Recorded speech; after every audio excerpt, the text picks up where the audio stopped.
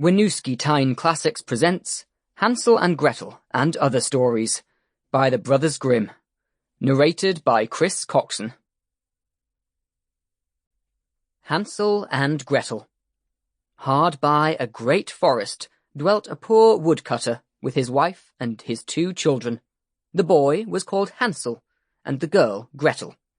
He had little to bite and to break, and once when great dearth fell on the land, he could no longer procure even daily bread. Now when he thought over this by night in his bed, and tossed about in his anxiety, he groaned and said to his wife, "What is to become of us? How are we to feed our poor children, when we no longer have anything even for ourselves?" "I'll tell you what, husband," answered the woman. "Early tomorrow morning we will take the children out into the forest to where it is the thickest. There we will light a fire for them, and give each of them 1 more piece of bread, and then we will go to our work and leave them alone. They will not find the way home again, and we shall be rid of them."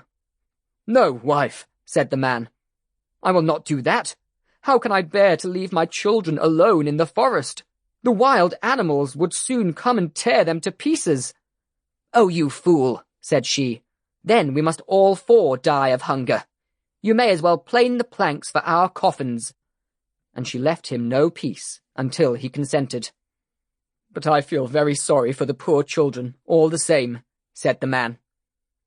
The 2 children had also not been able to sleep for hunger, and had heard what their stepmother had said to their father.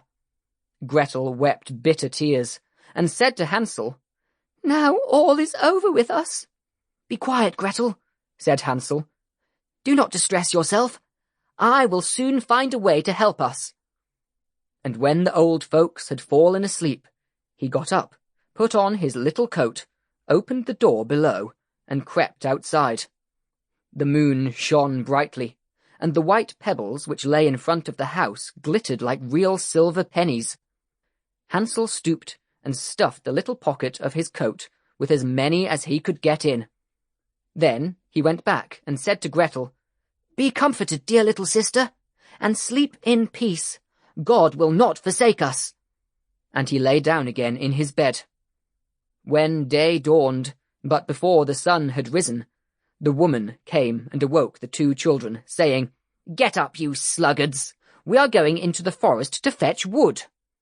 She gave each a little piece of bread, and said, "There is something for your dinner, but do not eat it up before then, for you will get nothing else."